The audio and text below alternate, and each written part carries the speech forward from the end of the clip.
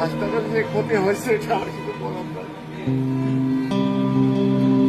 ঠিক আছে, আমার খুব একটা ই ছিল, আমরাও দল করি বিএমপি, ছোট থেকে যখন থেকে বুদ্ধি হয়েছে আমি বিএমপি করি।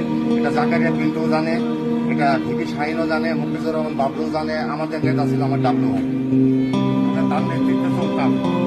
ঠিক আছে, মানুষের ভাষার জন্য কতটুকু নেতাদের কাছে আপনার আমার ভাষার জন্য আমার নেতাদের কাছে এখন তো আবেদন যে আমার ভাষার ট্রিটমেন্টটা যেন ভালো হয়, আমার ভাষাটা যেন ভালোভাবে ঘরে ফিরে যায়। তার একটা সন্তান আছে, তার একটা মেয়ে আছে, মাদ্রাসায় লেখাপড়া করে, তার ফ্যামিলি আছে।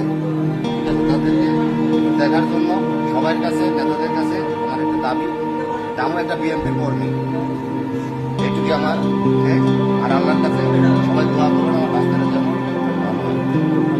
তিন নেতা একটাই হলো জাকারিয়া পিন্টু, মুফিজুর রহমান বাবলু আর আমার শাহিন ভাই আর আমাদের হাবিব ভাই। চারজনের কাছে আমার একভাবে দাবি আছে। আমি